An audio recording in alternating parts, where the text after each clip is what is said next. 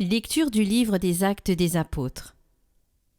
À notre arrivée à Rome, Paul a reçu l'autorisation d'habiter en ville avec le soldat qui le gardait. 3 jours après, il fit appeler les notables des Juifs. Quand ils arrivèrent, il leur dit : « Frères, moi qui n'ai rien fait contre notre peuple et les coutumes reçues de nos pères, je suis prisonnier depuis Jérusalem, où j'ai été livré aux mains des Romains. Après m'avoir interrogé, ceux-ci voulaient me relâcher, puisque dans mon cas, il n'y avait aucun motif de condamnation à mort.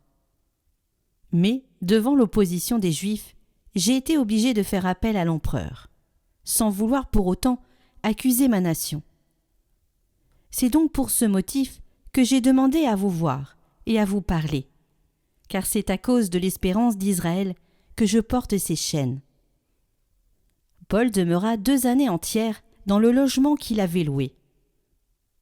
Il accueillait tous ceux qui venaient chez lui, il annonçait le règne de Dieu et il enseignait ce qui concerne le Seigneur Jésus-Christ, avec une entière assurance et sans obstacle.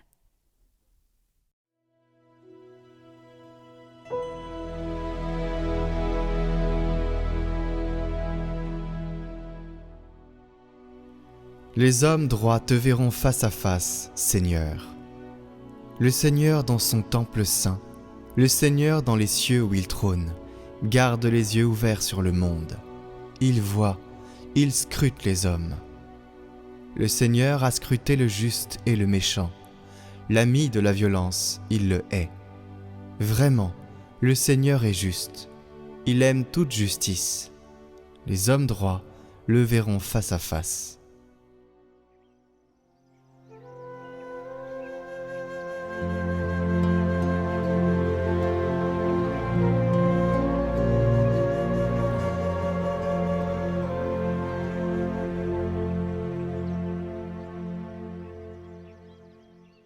Évangile de Jésus-Christ selon saint Jean. En ce temps-là, Jésus venait de dire à Pierre : « Suis-moi ». S'étant retourné, Pierre aperçoit, marchant à leur suite, le disciple que Jésus aimait. C'est lui qui, pendant le repas, s'était penché sur la poitrine de Jésus pour lui dire : « Seigneur, quel est celui qui va te livrer ?» Pierre, voyant donc ce disciple, dit à Jésus : « Et lui, Seigneur, que lui arrivera-t-il ?» Jésus répond : « Si je veux qu'il demeure jusqu'à ce que je vienne, que t'importe ? Toi, suis-moi. » Le bruit courut donc parmi les frères que ce disciple ne mourrait pas. Or, Jésus n'avait pas dit à Pierre qu'il ne mourrait pas, mais « Si je veux qu'il demeure jusqu'à ce que je vienne, que t'importe ? » C'est ce disciple qui témoigne de ces choses, et qui les a écrites. Et nous savons que son témoignage est vrai. Il y a encore beaucoup d'autres choses que Jésus a faites. Et s'il fallait écrire chacune d'entre elles, je pense que le monde entier ne suffirait pas pour contenir les livres que l'on écrirait.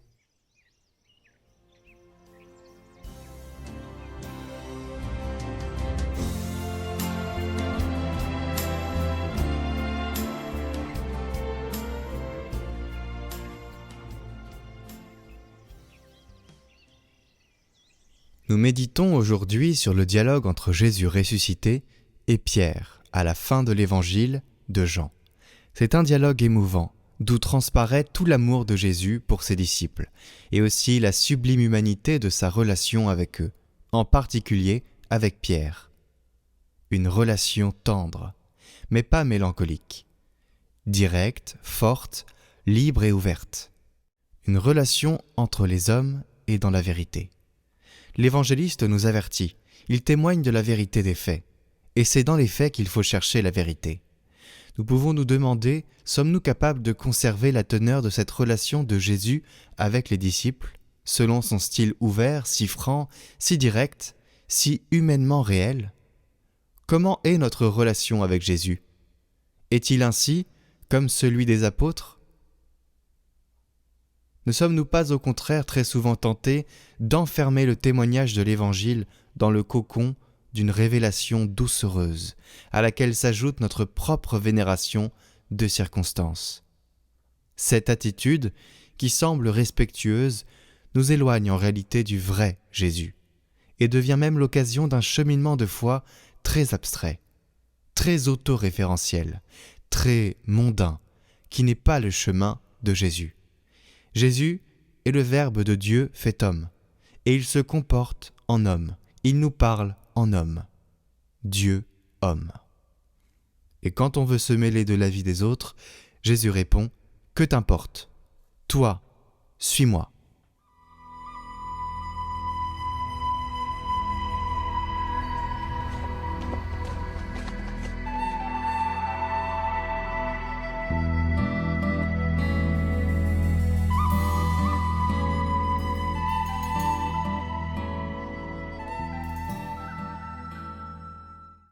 Voilà, bonjour, heureux de vous retrouver pour cette séquence conclusive avant de vivre cette effusion de l'Esprit Saint, chère à chacun d'entre nous. En fait, je voudrais vous donner trois clés pour vivre cette effusion de l'Esprit Saint de la meilleure manière. La première clé, c'est la confiance. La confiance, c'est quoi en fait ? C'est la foi et l'espérance. Avoir une confiance totale. Sainte Thérèse de l'Enfant Jésus, peut-être une des plus grandes saintes de tous les temps, nous invite à cette confiance totale. Le pape François, alors dans sa lettre pour le 150e anniversaire de la naissance de Thérèse, nous parle de cette confiance. Désirons la confiance. Dans l'effusion de l'Esprit Saint, demandons à Dieu, demandons à l'Esprit de nous faire grandir dans une confiance toujours plus grande, une confiance totale dans l'avenir, dans ces capacités que le Seigneur nous donne, dans ces dons que le Seigneur nous donne, pour pouvoir porter du fruit. Rappelez-vous, le fruit de l'Esprit Saint est varié, mais il est unique sous la conduite de l'Esprit. Première clé, la confiance. Deuxième clé, le courage. Vous le savez, rappelez-vous, ça a été évoqué dans ce parcours, Saint Paul nous parle de la parésia. La parésia, c'est l'audace, c'est la force, la confiance pour avancer malgré les adversités. Nous sommes dans un monde qui est difficile, nous sommes dans un monde où il n'est pas du tout évident de vivre sous la conduite de l'Esprit Saint.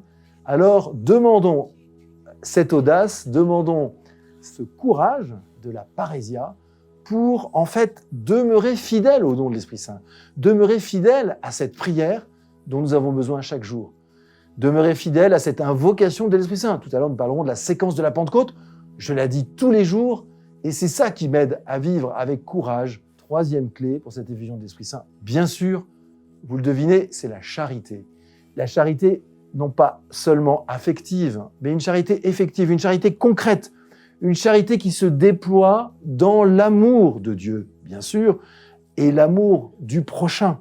L'amour du prochain, c'est-à-dire que finalement, ce qui va mesurer notre vie dans l'Esprit Saint, c'est le caractère effectif de notre amour concret des autres. Servir le prochain, prendre du temps pour écouter un frère ou une sœur qui a besoin d'être écouté, prendre soin de vivre ce que le pape François appelle les œuvres de miséricorde, qu'elles soient corporelles ou spirituelles. Cette charité en acte, elle est nécessaire pour vivre une Pentecôte aujourd'hui. Confiance, courage, charité, ce sont les trois clés pour vivre l'effusion de l'Esprit Saint. Je voudrais vous dire quelques mots sur la séquence de la Pentecôte que nous chantons le jour de Pentecôte, une prière magnifique que je dis tous les jours, une prière extraordinaire que nous terminerons ensemble, que nous dirons ensemble à la fin de cet enseignement. Je voudrais vous dire quelques mots parce que cette prière, elle nous invite à avancer sous le souffle de l'Esprit Saint.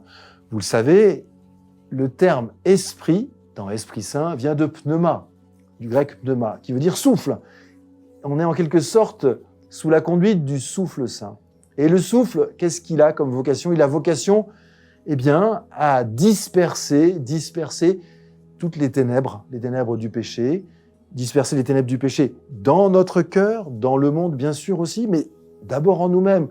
Alors un peu comme sur ce tableau que vous avez derrière moi, on voit bien que il y a des nuages, mais que grâce au souffle saint de la Pentecôte, grâce à cette effusion de l'Esprit Saint, nous pourrons en quelque sorte rentrer dans ce grand vent de Pentecôte pour aujourd'hui.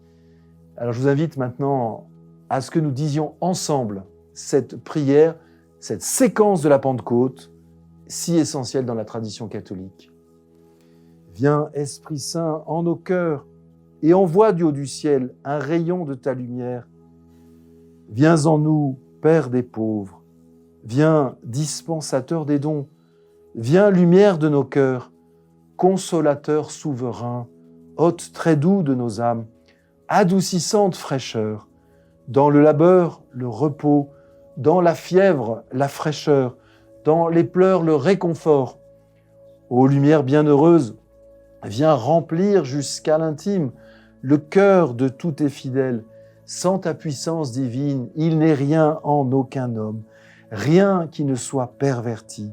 Lave ce qui est souillé, baigne ce qui est aride, guéris ce qui est blessé, assouplis ce qui est raide, réchauffe ce qui est froid, rends droit ce qui est faussé. À tous ceux qui ont la foi et qui en toi se confient, donne tes 7 dons sacrés, donne mérite et vertu, donne le salut final, donne la joie éternelle. Amen.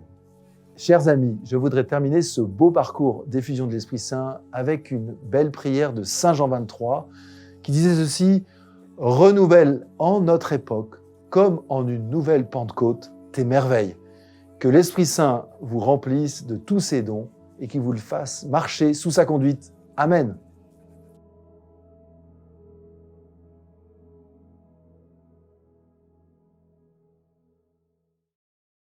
Retrouvez le chant du jour en lien en haut à droite et dans la description.